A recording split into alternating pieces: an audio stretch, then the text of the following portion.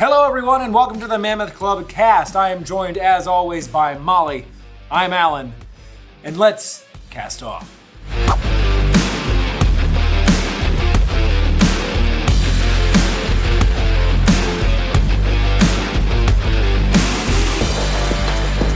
We're here because we recently finished sailing on all 6 Disney Cruise Line ships, and it's time to determine which one floats out on top. Our team has worked tirelessly, crunching all the numbers, analyzing the data to determine which ship reigns supreme. Anchors away. But before we dive in, let's meet our players, shall we? First up, the Disney Magic, the original ship in the fleet. Now, she may be the oldest, but she's still packing a punch. You know who else packs a punch? Her sister. The Disney Wonder, released in 1998, and has some of the most unique itineraries of any of the ships, but we will not be basing these decisions off of the itineraries and their destinations, but the ships themselves. Swimming through the rest of the roster, in 2010, Disney Cruise Line added the Dream to its fleet, which also started a new class. And that class was continued by the Dream sister ship, the Disney Fantasy, which set sail in 2012, boasting a whole host of changes to the interior. Many viewers say that the Disney Fantasy is their favorite ship, but will she come out on top today? That's true, and she has to go up against the newest class of ships led by the Disney Wish, which first set sail in 2022 and boasted a whole host of controversial changes. And of course, the newest fighter in the fleet, the Disney Treasure, which set sail for the first time just a few months ago in winter of 2024. Is the newest ship the best ship in the fleet? Well, I think it's time we look at the data. Let's start by taking a look at the ship's spaces. This means the overall theming and decor of the ship, the cabins, and those touches of Disney magic that you can find in the lobby and on the stern. Now, according to our analysts, the most important of these categories, the thing that holds the most weight here, is the overall ship's theme and decor. Let's start with those classic ships, the originals, the Magic and the Wonder. When you walk into that lobby, what does it make you feel? Well, you certainly do feel those smaller Disney touches, but it does have more of a classic or generic cruise line feel, save for those tiny touches and Disney elements. Of course, when you say lobby statue, you're referring to the Captain Mickey statue aboard the Disney Magic and the Ariel statue aboard the Disney Wonder. Which one of these did our analysts say was a better statue? They said that it was 100% the Captain Mickey, in fact, receiving the highest rating of any of our atrium statues. Even higher than Minnie on the Fantasy. Yes, just Donald on the Dream. Yes, barely edging out Admiral Cinderella on the Wish. Yes. Aladdin and Jasmine on the Treasure. Yes. Hard to beat a classic, but of course we know lobby statue doesn't hold a bunch of weight. But out of curiosity, how did our analysts find the stern characters? The stern characters, well, the highest rated there has to go to the Disney Dream, once again featuring Sorcerer Mickey on the stern. Hard to beat a classic. I noticed our team also really enjoyed the Peter Pan and Captain Hook statue on the Treasure, as well as the Dumbo statue on the back of the Fantasy. Seems it falls off a little bit on the Wish with Rapunzel, Wonder with Donald, and Magic with Goofy. That's true. I'm not sure if our analysts deducted points for the 20-foot grippers on Rapunzel. I think that's a safe bet. And our analysts would be remiss if they did not attribute the ship's horns to the overall ship's vibe. Disney Cruise Line horns are quite magical, with all of them being able to play When You Wish Upon a Star. But as more ships come out, they add new songs every time, with the most songs being on the Disney Treasure, and it is truly one of the most magical experiences you can have. And it's very hard to overlook.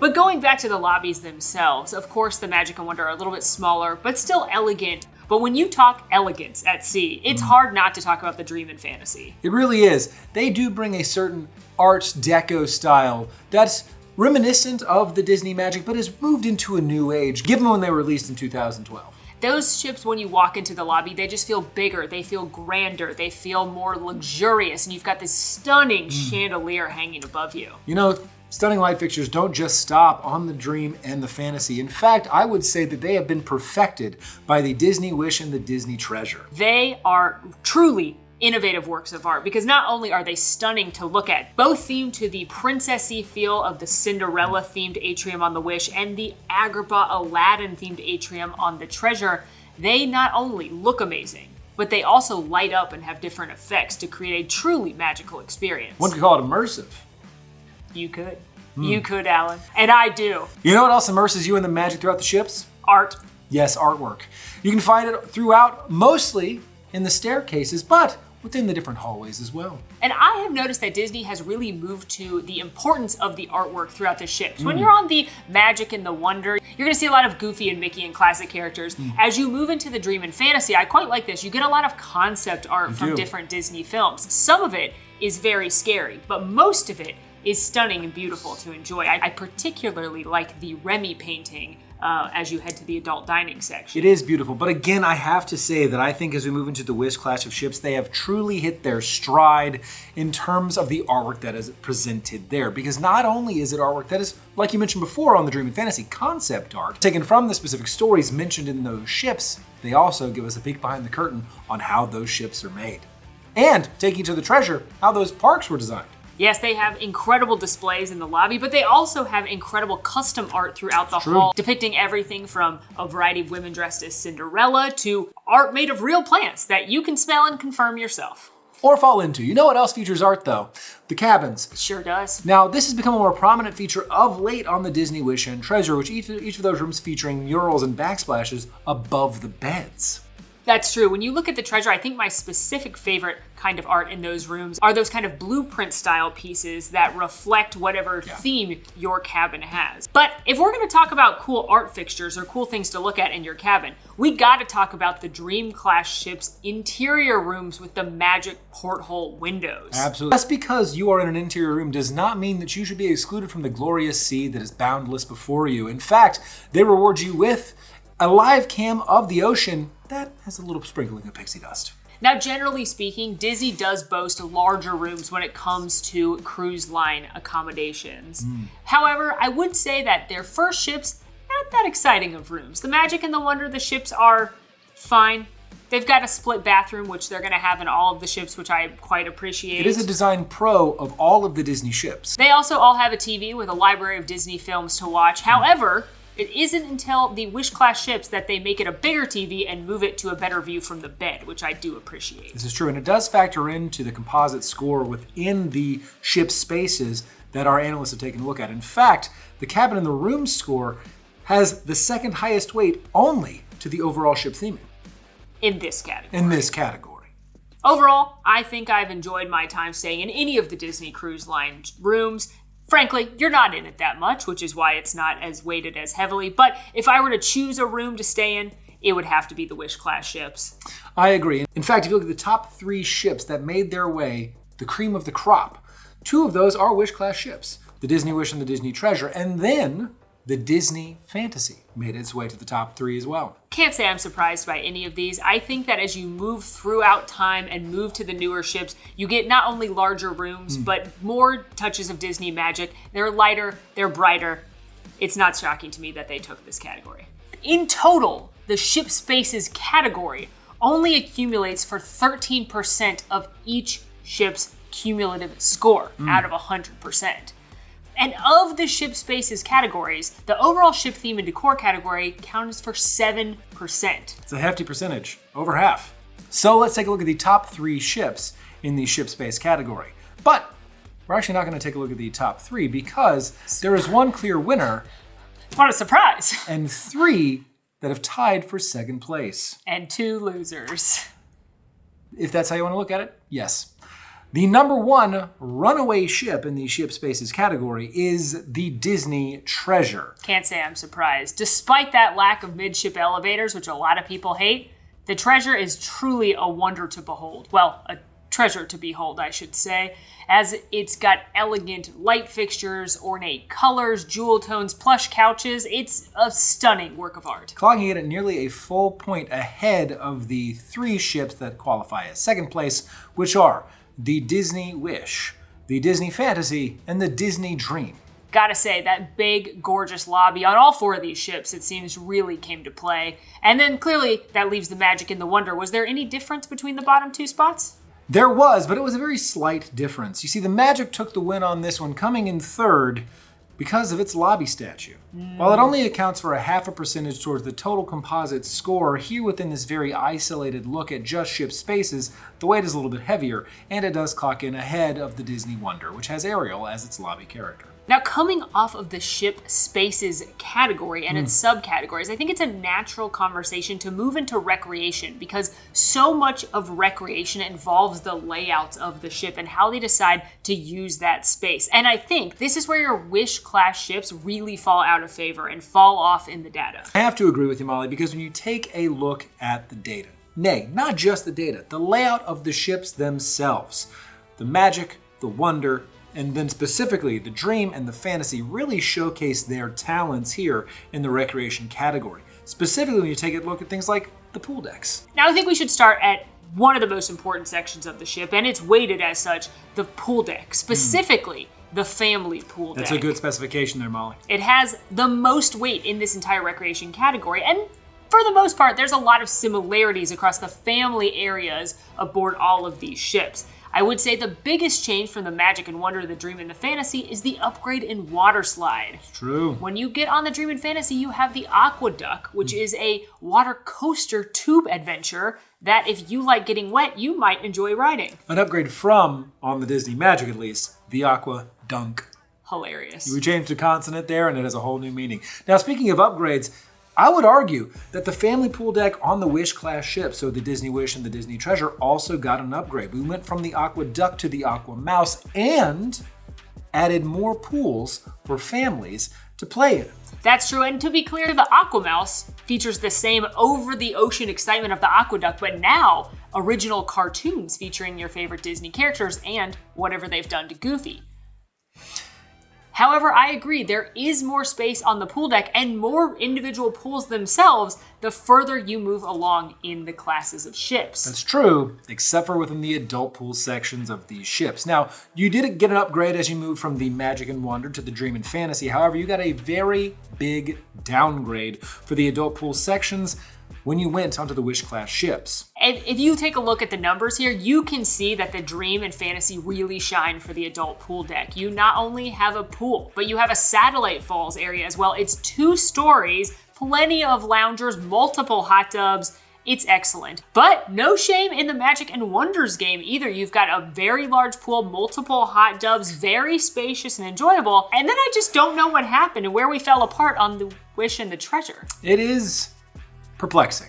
Almost as equally perplexing as when you look at the on-deck recreational spaces.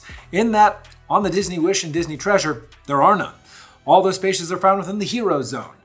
Whereas on the Disney Magic, Wonder, Dream, and Fantasy, you can find open-air spaces for your family to have some fun. And these outdoor spaces across these 4 ships include basketball courts, a walking and jogging trail, shuffleboard, and on the Dream and Fantasy, mini golf. Something that we are sorely lacking on those other ships. And we are really good at. Yep. I think the Dream and Fantasy, this is really where they shine. You've got the best adult pool area, you've got the spacious pool zone for the family, you've got the Aqueduct, and then you've got all this wonderful outdoor recreation. I think that this is a pretty solid win amongst those categories for the Dream and Fantasy, but there is more recreation to be had on board. That's true.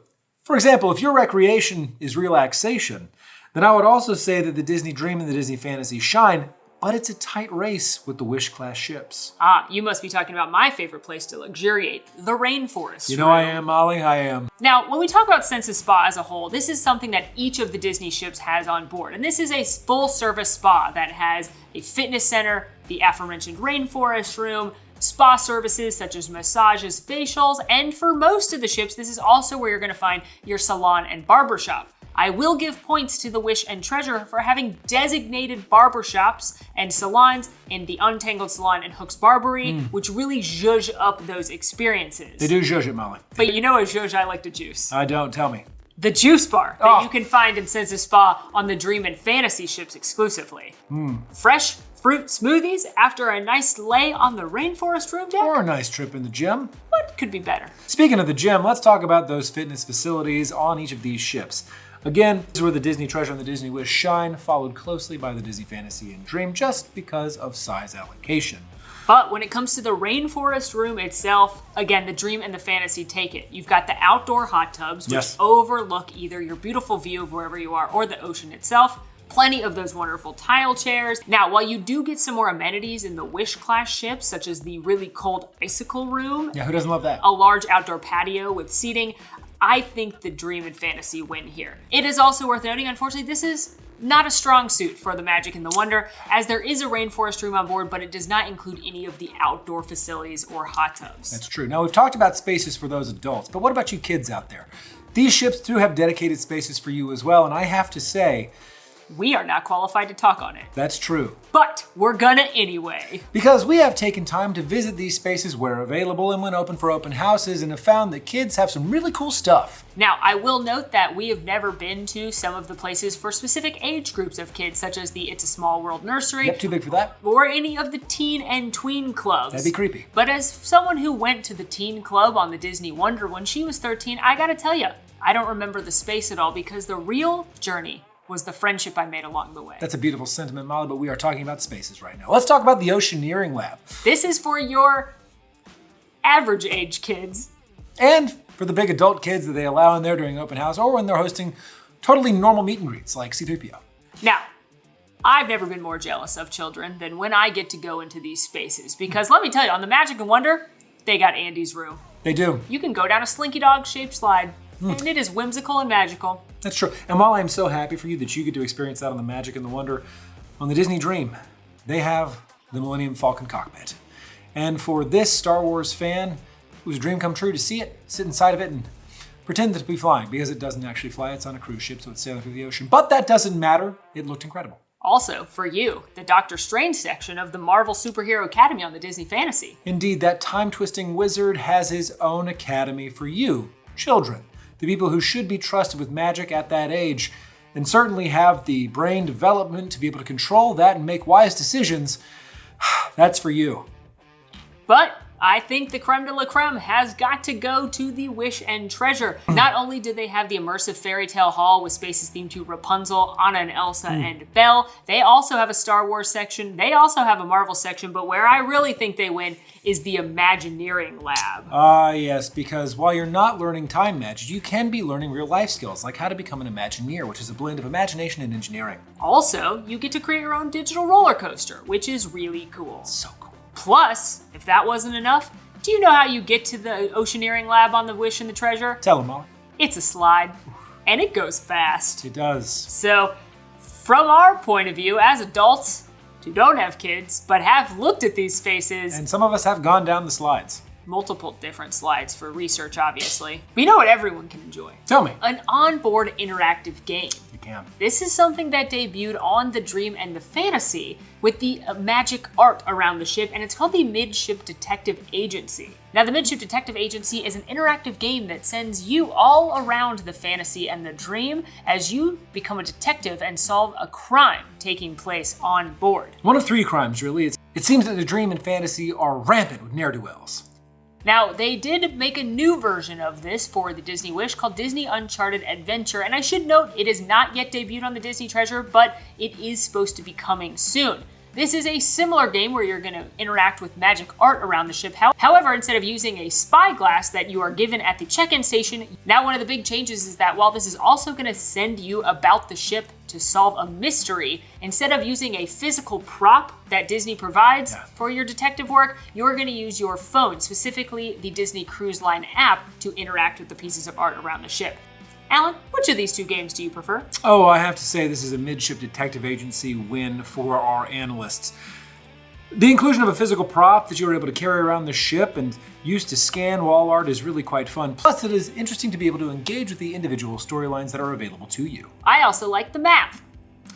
Yes, well-known navigator Molly loves the map. And it is worth noting that there is not a game like this aboard the Magic or the Wonder, so unfortunately they did receive zeros in this category when you look at the data. But that brings us to the top three ships in the recreation category, Molly. Now again, the highest weight of these different subcategories for the ship's total composite score is the pool deck at 8%, plus the adult pool deck having an additional 5%, making the pool deck alone 13% of each ship's composite score. That is a hefty percentage of the composite score. So just keep that in mind as it factors into these decisions.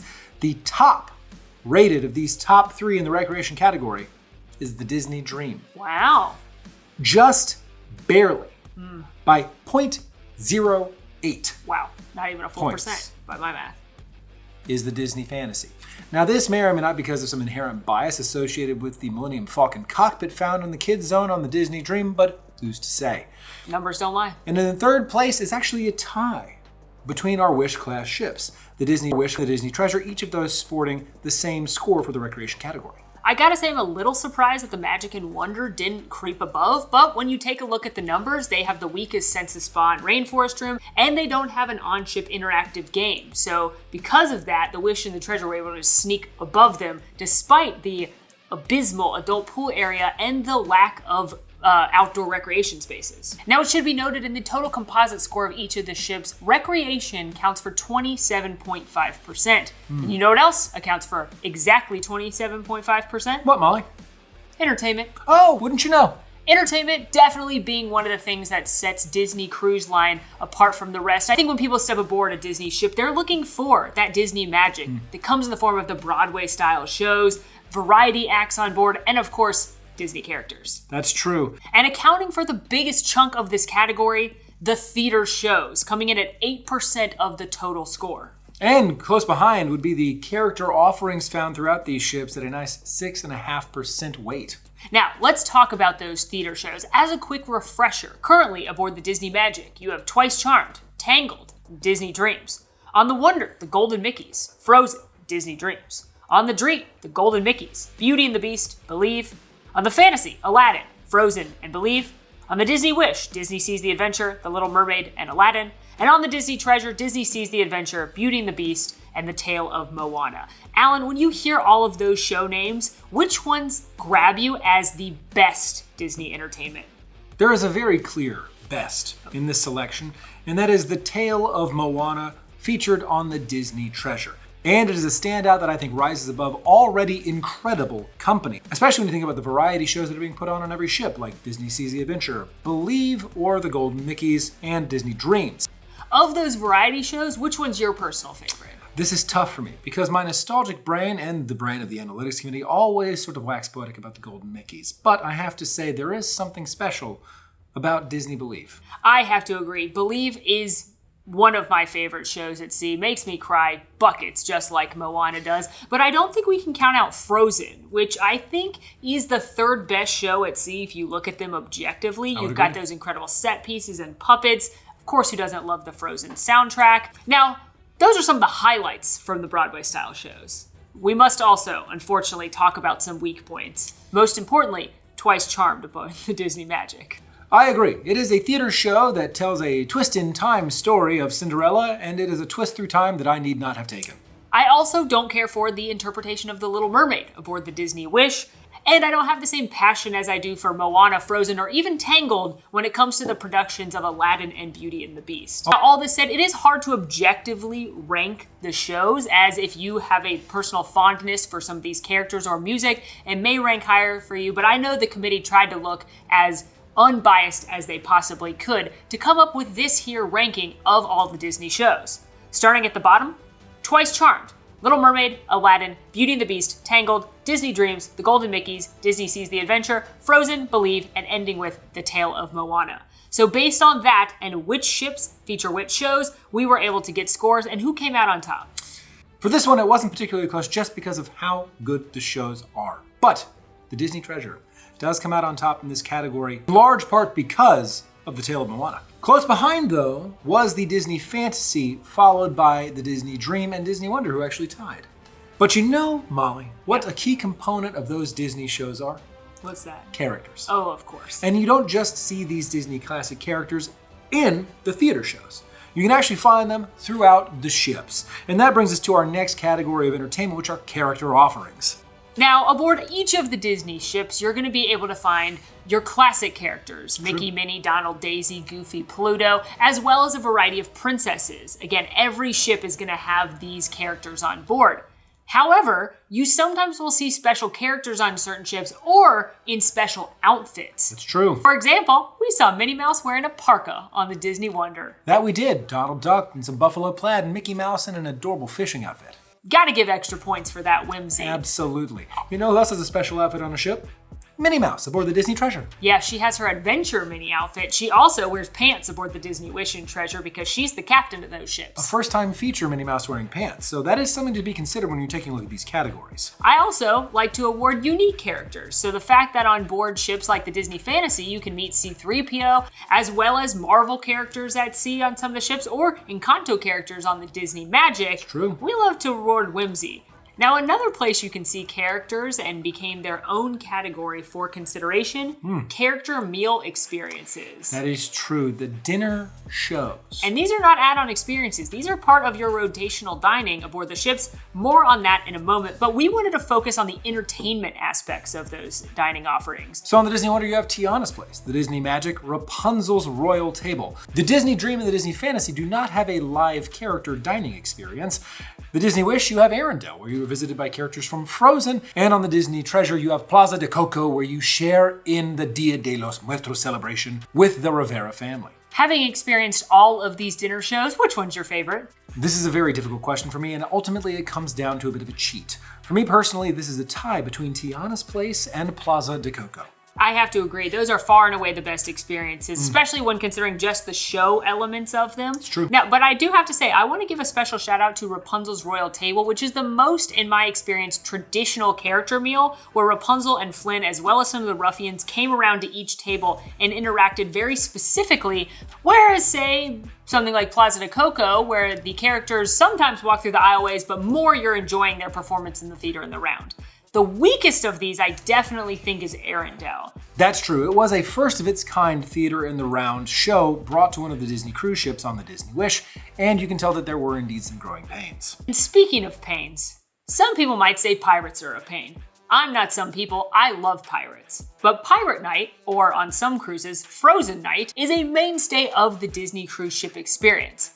On all of these ships, you are going to have a special celebration with themed music, themed dining, characters in special costumes, but I want to turn our attention to the main production, the Pirate Night celebration, which concludes with fireworks at sea.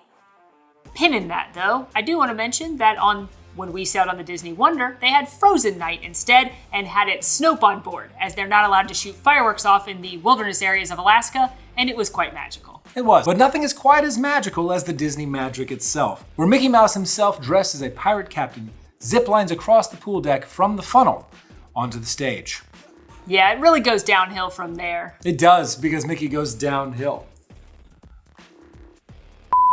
That is definitely the best show, because who doesn't want to see a ziplining Mickey Mouse? I would say the second best show is on the Wish and the Treasure, specifically because you get to join the crew of Pirate Red, a fierce lady pirate, and when you hear that rollicking score from Hans Zimmer of Pirates of the Caribbean in beat to the fireworks, it's a live band playing it, which is pretty spectacular. It is. Speaking of those incredible live bands, though, we have to talk about some of the variety entertainment that is found across these ships. Now, aboard all Disney cruise ships, you're going to have entertainment offerings such as trivia, live musicians, especially in the various lounges, bingo, and other games that anyone is welcome to enjoy. However, you can find some new offerings aboard the Wish and Treasure where you can, let's say, immerse yourself more into the entertainment. Aboard the Disney Treasure, there are two hosts, Sage and Coriander, that guide you on your journey, and they host a variety of activities, including a family-friendly interactive jungle cruise game in the atrium, as well as an adults-only interactive Indiana Jones show throughout the night. Additionally, on both the Wish and the Treasure, there is a band called the Disney Victrophonics, which play Disney music in a jazzy style. It's interesting to see that if you look at the entertainment all the way from the magic to the treasure, Disney is investing more into those immersive experiences, starting with the Disney Wish and the Royal Storytellers, as well as the magic wands they hand to everyone on board. You've got the interactive light fixture, all the way to the treasure where you have these interactive immersive experiences with Sage and Coriander. And I have to say, I'm excited to see what happens next on the upcoming Disney Destiny. True, you get to choose your own adventure. That's what I hear. But you know what you don't get to choose? The shows that happen at the beginning and the end of the... How was that? Nice. Thank you very much. Yes, you see, aboard the Disney ships, there is going to be a welcome show, a sail away party as you leave port, and then a farewell show as you depart. Now, these two shows make up a combined total of 3% of each ship's total score, with the analysts favoring the sail away party from the Wish and the Treasure. And I have to say, I assume it's because of the magical song, Let's Set Sail. I agree. Let's Set Sail is a quintessential song, as you do set sail aboard the sea. Coming in second, though, the magic and the wonder with the giant Mickey inflatable hands during the Sail a Wave party. Because who doesn't love a pun? Also, the magic and wonder are shining in the farewell show, Till We Meet Again, specifically because the characters do ASL to say goodbye to everyone aboard the ship. But playing into that very unique and interactive light feature on the Wish-class ships, you have the Disney Wish with the Wishing Ever After party and the Disney Treasure with your Treasure Found party that are very specifically set to those ships and their themes. Yes, those shows feature interactive moments with that incredible light fixture and characters, having those two pull ahead in this, albeit rather small, category. But that brings us to our own farewell party, where we bid farewell to the entertainment category and have to take a look at our top 3.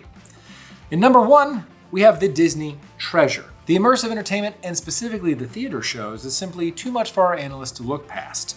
Next come the Disney Wonder, where again there is a strong theater show showing, as it were. And rounding out the top 3, the Disney Wish. And now it is time for the category that our analysts refer to as the big one, dining, which amounts for 32% of the total composite score for each ship. That's nearly 1/3 of the score. And starting with the biggest chunk of the dining category at 9%, rotational dining. These are the 3 restaurants aboard each of the Disney ships that every guest will be invited to eat at. These are no additional cost. These are, for lack of a better word, your standard restaurants across the fleet. And those restaurants are, aboard the Disney Magic, Rapunzel's Royal Table, Animator's Palette, and Lumiere's. Aboard the Disney Wonder, Tiana's Place, Animator's Palette, and Triton's.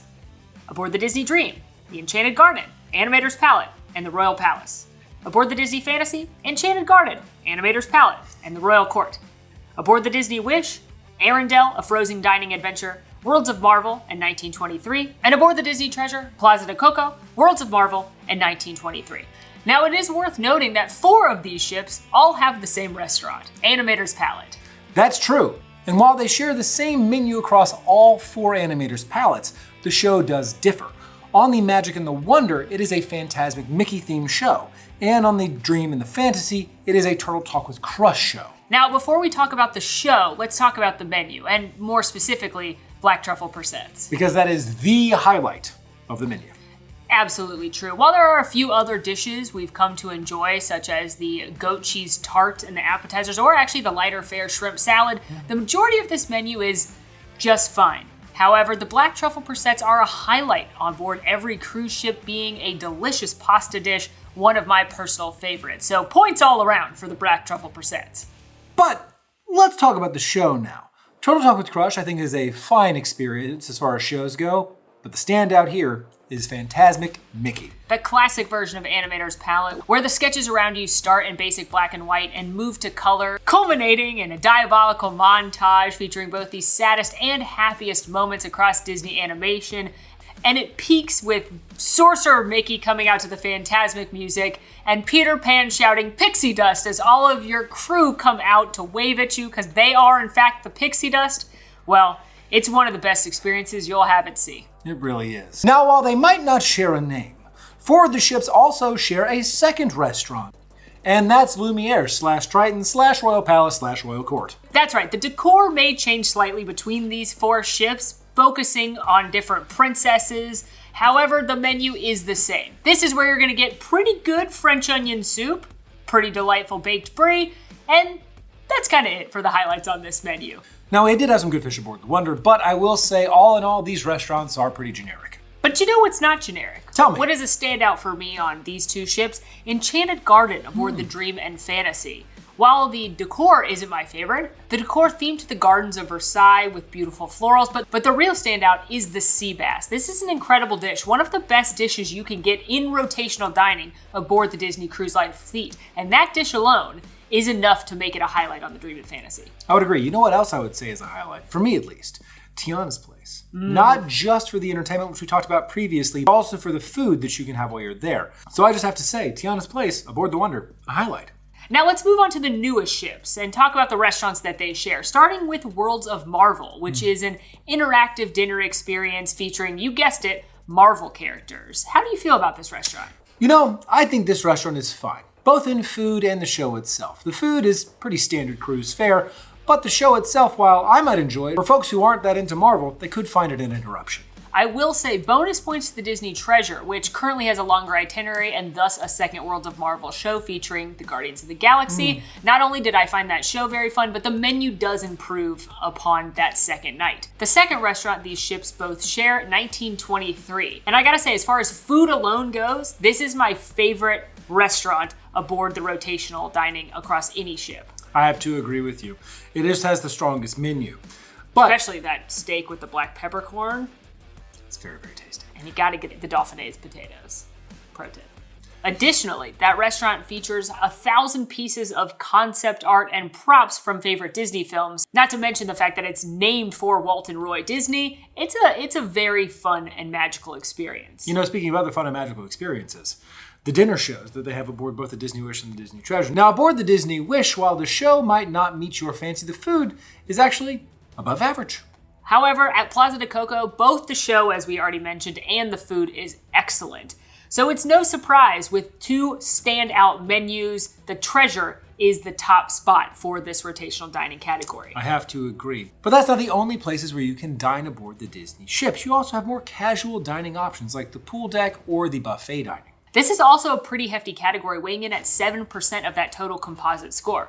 And once again, the first four ships all share the same buffet situation, which is cabanas. The theming does slightly vary, however, the experience is generally the same. Think a buffet with average to good food, but really excellent chicken tenders. Chicken tenders across casual dining, be it pool deck or on your buffet, truly a highlight. Now, aboard the Disney Wish and the Disney Treasure, that cabanas changes to Marceline Market, which has different food stations placed in different sections themed to unique Disney characters. Of these, I prefer Marceline Market. I don't think the food is really any different across any of these. There's going to be some average things, there's going to be some above average things, and once again, I cannot emphasize this enough, there are going to be delicious chicken tenders. However, I really like the theming, details, and Easter eggs that they put into Marceline Market compared to cabanas. I also prefer the pool deck dining aboard the Wish and the Treasure, which is Mickey's Feastival of Foods, which features walk-up counters themed to different Disney characters such as Donald's Cantina and Goofy's Grill. Now, aboard the Disney Dream and the Fantasy, there is a similar layout to the Festival of Foods, but it is themed to cars, and on the Disney Dream, there is a unique inclusion, Ramon's Cantina. This is new. We haven't even been on that. But if Ramon's tacos and bowls are anywhere as good as Donald's, that is big points for the Dream. Absolutely. Now there is of course quick service pool dining aboard the Magic and the Wonder as well. These areas are designed to be a quick meal specifically if you are enjoying time on the pool deck. And while we've had pretty good things, I think truly the standout is Festival of Foods by adding the cantina and the barbecue options. Now, one more staple of the quick service dining aboard the cruise ships, the included soft serve ice cream. That is something that we and the analysts enjoy. Yes, on the first four ships, it's called Ice Cream, themes to Monsters, Inc., and on the last two ships, it's called Mini Sweets. However, it's all the same. It's all you can enjoy. Soft serve, I will say, I tried the mint recently on the Fantasy. I've never seen the mint before, and it was delicious. But if that included all you care to enjoy frozen ice cream doesn't tickle your fancy, there is a spot where you can purchase treats aboard these ships. On the Magic and Wonder, I lied. There's nothing there. On the Dream, you have Vanellope's Sweets and Treats. Aboard the Fantasy, you have Sweet on You. Aboard the Wish, you have Inside Out Joyful Sweets. And aboard the Treasure, you have Jumbo's Sweets, where you might purchase additional treats. Now, it should be noted that this category is only worth 1% of the total composite score, and it's worth noting that while these basically all offer the same thing, a wide variety of gelatos and ice creams, macarons, and other treats from Bakery Case, the analysts did choose Vanellope Sweets and Treats as the winner because of their passion for Wreck-It Ralph. Now, these are not the only paid spots where you can enjoy some treats, although these upcoming treats are of the adult variety. You have both the adult dining options as well as the lounges that can be found throughout the ship. Also coffee shops. Now, these three categories in total altogether account for 15% of the total composite score. But let's first talk about the adult dining options aboard these ships. On the Magic and Wonder, you have Palo, which can also be true of all of the Disney Cruise Line ships, with the Disney Wish and the Disney Treasure getting an upgrade to the Palo Steakhouse.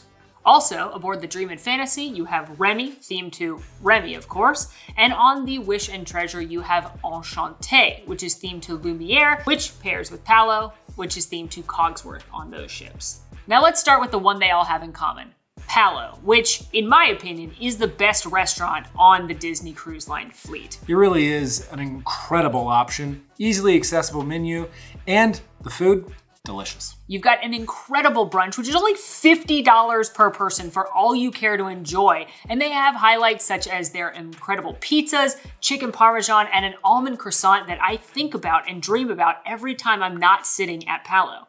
And then at dinner, you can choose from a prefix menu or an a la carte situation featuring pastas, pizzas, an incredible souffle, and other Italian delicacies. And that's plussed up on the Wish and Treasure with the steakhouse options, which feature more cuts of meat, including Wagyu. So I would be remiss if I didn't share that the committee did give the Wish and Treasure bonus points in this category for the steakhouse. But if we're talking about premium dining, we have to mention Remy and Enchanté.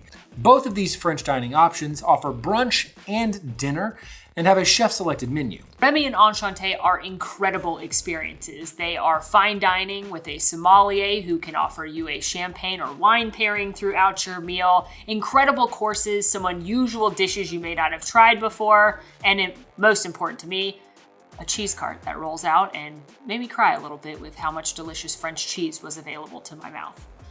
I will say, if you do choose to go to these restaurants, you are putting yourself in the capable hands of these incredibly talented chefs. Both are truly exquisite, luxurious experiences. However, the committee did give extra points to Remy, as they preferred that decor featuring everyone's favorite little chef, as well as the brunch menu there over the other menus. Now moving from cheese to another one of my passions, coffee. The premium coffee shops on board only accumulate 3% of that total composite score.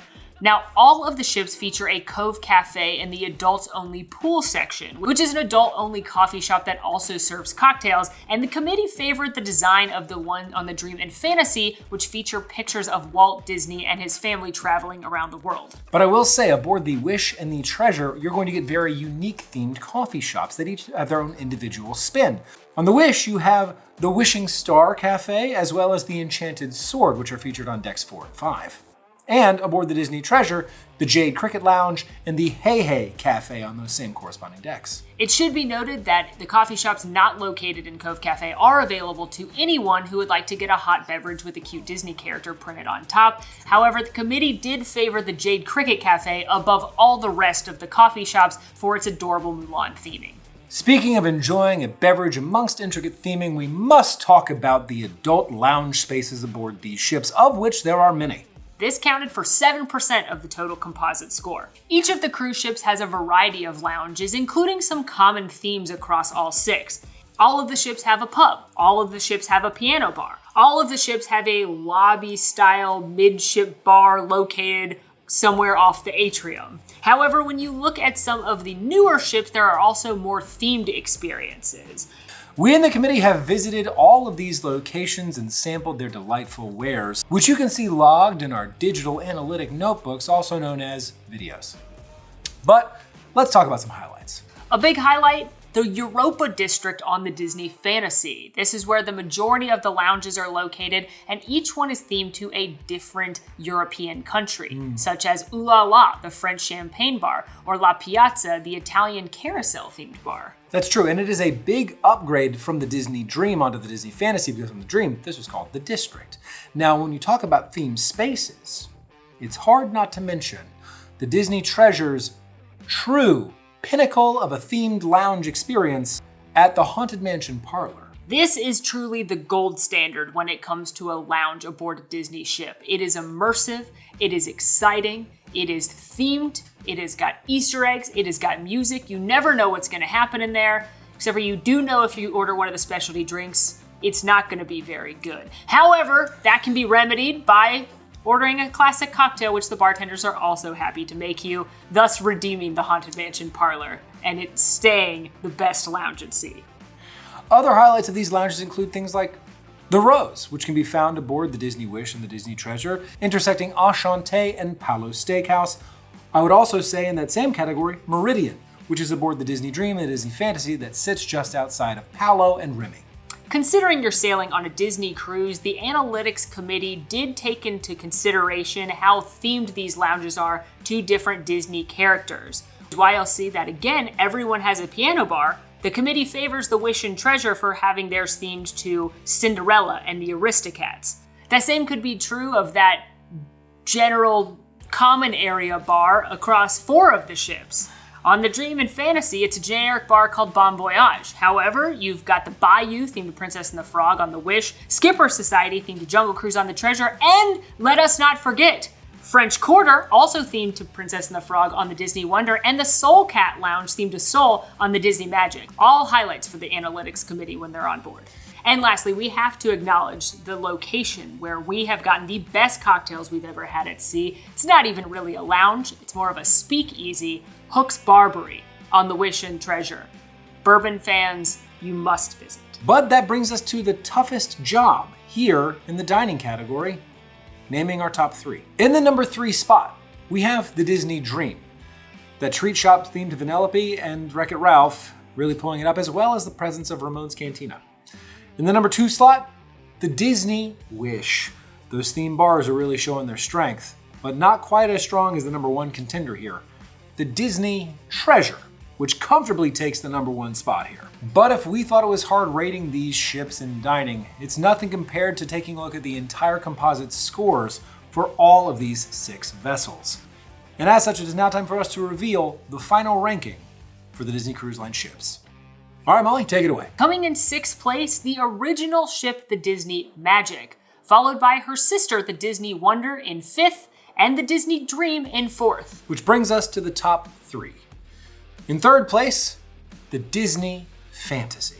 In 2nd place, possibly a surprise for some, the Disney Wish.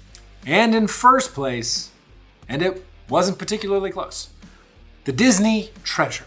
Can't say I'm surprised by that. What I am surprised by is the Wish outranking the Fantasy. That might be surprising, but let's take a look at the data and get it side by side up here. It is surprising, as many people love the Disney Fantasy. It's true, and understandable why. Absolutely, I came off that ship absolutely smitten. However, when you take a look at the numbers, the Fantasy, while it does have the better adult pool area, it has the better version of the game, and it has better theater shows. But unfortunately for the Disney Fantasy, it couldn't overcome the Wish's strong scores in things such as rotational dining, which counted for quite a bit, as well as the cumulative scores of some things such as the smaller entertainment offerings, such as Pirate Night, the themed lounges, the family pool deck, as well as the overall ship themed decor and cabins. Well, that's math for you. Wouldn't be sports if there wasn't an upset every now and again. True, it also wouldn't be sports if you had some very oddly specific categories, like we do here. And that brings us to the end of this edition of the Mammoth Club cast. Now, if your priorities and weights of these categories are different than ours, I will be sharing this cruise ship scorecard to our Patreon. That way you can fiddle-faddle around with the numbers based on your family's preferences to see which ship comes out on top for you. But until next time, please be sure to like this video, subscribe if you're new, follow us on all of our socials, and come join us on Discord. We'd love to have you. And until next time, friends, I'm Molly. And I'm Alan. And it has been magical. Avast.